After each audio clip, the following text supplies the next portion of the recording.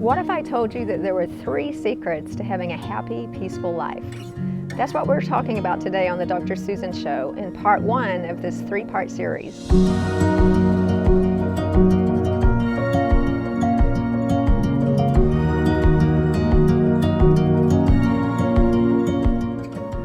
Welcome to the Dr. Susan Show, where we talk about body, mind, and connection. And just to get into that a little bit more, we're talking about the connection between our body and our mind, and also connection between ourselves and others, or between ourselves and our higher power. So I always like to start by just becoming present.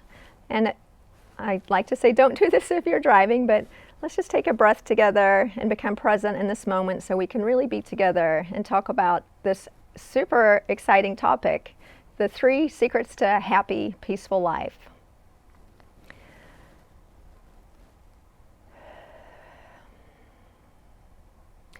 So now I'm here, my body and my mind are in the same place, and I hope yours are too. Well, this kind of sounds too good to be true, doesn't it? I'd like to preface this with something that one of my teachers told me, which is that all wisdom is plagiarized. Only your ignorance is original. And I use that quite a bit because I'm going to be quoting from Eastern religions that are 2,600 years old, but teaching a couple of things that I think are really important that have helped me to be more peaceful and just get through life in a more harmonious way. Life is difficult enough without having some anchors that we can hang on to, and I'm going to teach you about 3 anchors that have really helped me, especially during the second half of my life. So, secret number 1 is understanding impermanence. This might sound kind of heavy, so I'm going to try to break it down for you and teach you how this has been such an important part of my life since I learned about it in my early 40s. And I'd like to say that the idea of impermanence being one of the secrets to life is 2,600 years old or more. So it's not something new, and it's been something that's been real since humans have been able to think about these things. So understanding that everything's impermanent kind of sounds pessimistic, doesn't it? We're talking about getting old, getting sick, dying, understanding that everything that we love is eventually going to disappear, break, or die. That could sound really dark and depressing. But if we really understand impermanence, it makes every moment more special because we know that everything in life is changing. As hard as we try to fix onto it and hold on to it, the suffering and the stress comes from that attachment. And when we can understand that things are already broken in a way, which is a quote from a very famous Buddhist monk, if it's already broken, then I can enjoy my time with it so much more, and every moment becomes precious. So I think about this in terms of something like my children's lives. Well, I don't like to think about the fact that my kids are going to get old and die. That is hard to get my mind around. Understanding that they're not going to be with me forever. They're teenagers. My son's going to be going to high school in a year and a half, and I've only got 3 more years left with my twin girls. Understanding the impermanence of just their childhood really allows me to focus on the moments being so special. So I find that impermanence is not depressing at all. It's actually a real source of joy to understand that being present in the moment is so important. Now, we try really hard to create systems that deny impermanence. Just think about aging, all of the billions of dollars that's spent on denying that we're getting older. Hey, I'm no exception. I color my hair. I use Botox to get rid of wrinkles. I love it when people say that I look younger than I am. But the fact is, I'm getting older, and understanding the impermanence of my own life helps me to know that I don't have that much more time. So this isn't depressing. This is a really optimistic perspective. So deeply understanding impermanence allows us to be present in the moment and to make the most out of every moment. Now, you've probably heard this a lot of different ways, but in this context, it really comes home to roost in every daily situation. For example, I built a house 12 years ago. It was built by the best builder out of the best bricks. I thought it would never have a problem, but 12 years later, we've got cracks in the brick. The plumbing's starting to fall apart. You know, when this happens, the first thing that I say is, that wasn't supposed to be that way. The bricks weren't supposed to crack. The plumbing wasn't supposed to leak. But understanding impermanence allows us to loosen up around that attachment, because that's really stressful. I can tell you when my bricks cracked, I was really unhappy. That didn't help me to have a peaceful day. But if I can come back to that understanding of impermanence and just bring that into my daily life and say, yeah, my house is 12 years old, so my bricks cracked and my plumbing's leaking, and this is normal. This is the way things are. When I hear myself saying things should be a different way, that's a tip-off for me to start bringing this back into my awareness, because I forget and I remember. I forget and I remember. I think we all do this. But just bringing back that memory that, you know what, everything's impermanent. The bricks were supposed to crack. The plumbing was supposed to leak. This is not unexpected. One way this comes up for me quite frequently is, I don't want to sound morbid talking about death, but let's face it, we're all going to die. When a person in their 80s dies and we act surprised,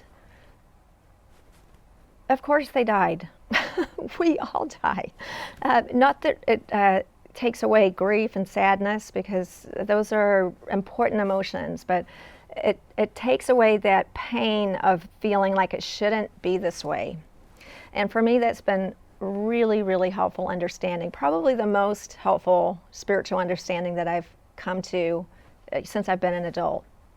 Now, this isn't to say that I understand this all the time. I think to understand impermanence all the time would probably make you enlightened. But just remembering that things don't stay the same and everything changes. Rocks, mountains, oceans, the climate, the government. Kids grow up, our parents die, our jobs change. Something that happened recently in my life that really brought this back into my memory was after the bricks and the plumbing, I had some members of my group that decided to leave. I had the idea that they'd always be with me, that our group was always going to be the way that it was, that it would never change. So when they left, it felt, this shouldn't be this way. I heard that voice saying, it's not supposed to be like this. It was supposed to be different. But if you just think about the kind of arrogance of that statement, that it's supposed to be different, like I control the universe, it's not supposed to be different. It's exactly the way it's supposed to be. Relationships change, businesses change, agendas change. So a group of doctors leaving, totally normal, totally expected. That's what happens. Everything changes. So that allowed me to loosen that kind of yucky attachment and feeling of something happened that wasn't supposed to happen, and just be like, this is life and everything's impermanent. So before we start feeling dark about that being such a pessimistic way to be, I want to point out that it only is pessimistic or sounds dark if you believe that it's not true. Okay, so think about that for a second. If you believe that it's not true, that everything's impermanent, then it's going to sound very pessimistic to start thinking about things falling apart. So what's happening in life is that everything is falling apart and coming back together. Everything is falling apart and coming back together, and that's the motion of life. We're just in it. We're not responsible for it. But if we can soften up around this need to control everything and make everything fixed and permanent, which is, by the way, impossible. It takes a whole lot of energy to try to fight reality, and you never win. Someone wrote a song about that, I think. So just softening up around that idea and letting things change the way that they do, and accepting that this is just what happens, it really adds a lot of peace to your life. One of the definitions that I like of happiness is that I don't need to change anything right now. I don't need anything to be different.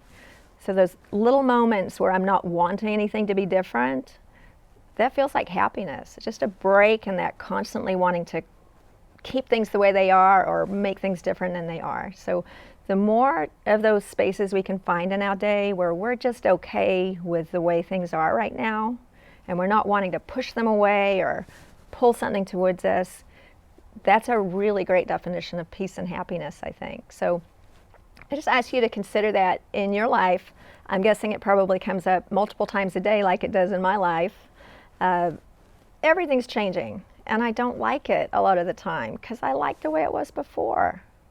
But in that respect, the more that I can love the way it was before, in the moment, the before meaning now, love the way things are now because they're not going to last forever. So when you're really happy and things are going really well, just know that it's not going to last forever. And I don't mean that in a pessimistic way. One example is when I'm on vacation. A typical pattern that I've had is I, in my mind, will divide my 7-day vacation in half. And when I get to halfway through, all of a sudden I start being less happy because I'm counting down the days until I'm going to leave. And then the day that I'm leaving is basically a wasted day because I wake up grumpy, I'm already going home, and maybe there's half a day that I could have just been present and enjoyed myself.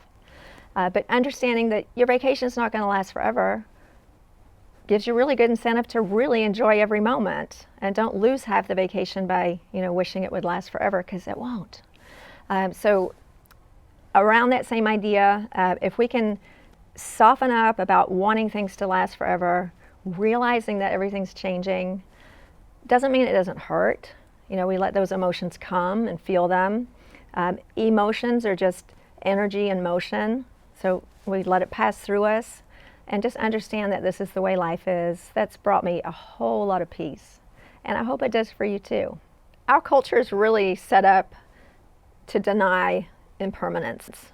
I have a funny story about this, and I don't want to offend anyone. I was Catholic for many, many years, and actually was married for quite some time, was married in the Catholic Church. I got divorced, and as many of you know, for the divorce party to get married again, the marriage has to be annulled. So my ex-husband went about this process because he wanted to get married again in the Catholic Church. And he was able to have our marriage annulled, even though it was 14 years long and we had 3 children, which I thought was interesting. But the reason that the church granted the annulment was that they stated that I did not have the mental capacity to understand permanence. So that's just a little joke. I agree. I'm going to own that one. I do not have the mental capacity to understand permanence. But that's just an example of how prevalent the idea of permanence is in our society. And many religions, I think, are set up in part to spare us from this fear of dying, which is really the ultimate impermanence. But respecting all religions, I just ask you to consider how this shows up in your life in a way that leads you to be less peaceful.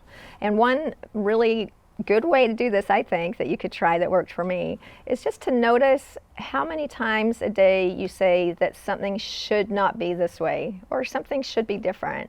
And that's a tip-off for me when I hear myself saying the word it should, or it shouldn't be this way, to reflect on that concept of impermanence and just think, who says?